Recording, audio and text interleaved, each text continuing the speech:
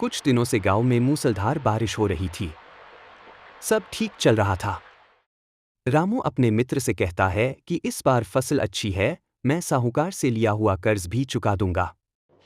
फिर रामू अपने घर आ जाता है।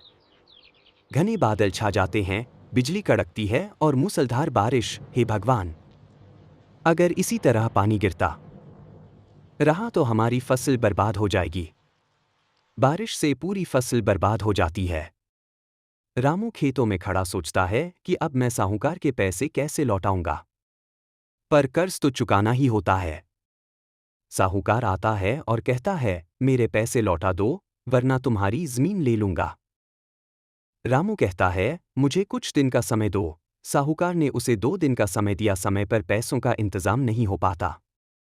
साहूकार रामू की जमीन छीन लेता है। रामू के पास कुछ नहीं बचता।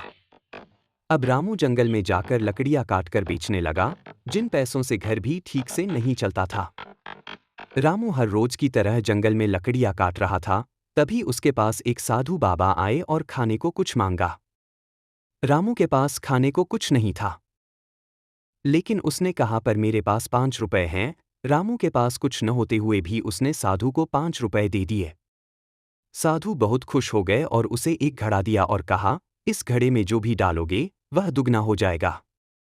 रामू घर आकर घड़े में अनाज डालता है। अनाज दुगना हो जाता है। रामू खुश हो जाता है और पास ही किराना की दुकान पर बेचने लगता है। जो पैसे आते उन्हें वह घड़े में डाल देता। देखते ही देखते घड़ा पैसों से भर जाता। रामू बहुत बड़ा धनवान इंसान बन गया और पूरे गांव की सहायता करने लगा। फिर एक दिन रामू साहूकार के पास जाकर अपनी जमीन वापस ले लेता है, उसके पैसे चुका देता है और कागजात ले लेता है। साहूकार सोचता है, जिसके पास खाने को दाना नहीं था, आज उसके पास इतने पैसे कहाँ से आ गए।